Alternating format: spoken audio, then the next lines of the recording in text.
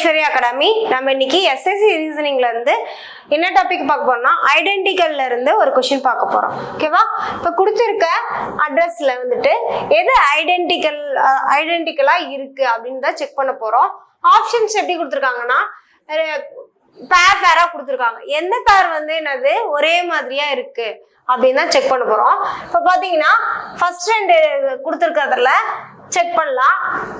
Name சேமா இருக்கு. அடுத்தது என்னது ஃபிளாட் நம்பர், அடுத்தது பிளேஸ், பின்கோட் நம்பர் சேமா இருக்கு. ஸோ 1 and 2 ஆர் இங்க வந்து என்னது ஐடென்டிக்கல், அதாவது ஒரே மாதிரி இருக்கு. அடுத்து நெக்ஸ்ட் ஆப்ஷன் செக் பண்ணலாம். 1 and 3 கொடுத்துருக்காங்க. இப்போ 1 and 3 பார்க்கும்போது என்னது நேம் வந்து அங்க ரோஹித் சர்மான் இருக்கு, இங்க ரோஹித் எஸ்என் இருக்கு. ஸோ ஆப்ஷன் பி வந்து வராது. அடுத்தது ஆப்ஷன் சி பாருங்க. 2 and 4 செக் பண்ணுங்க.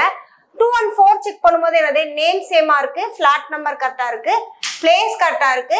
என்ன மாறி இருக்குன்னா பின்கோட் நம்பர் வந்து மாறி இருக்கு. So option C also not identical. அடுத்தது ஆப்ஷன் டி பாருங்க. 3 and 4ல என்னது நேம் தான் வந்து நேம் அண்ட் பின்கோட் நம்பர் ரெண்டுமே என்னது மாறி இருக்கு. ஓகேவா?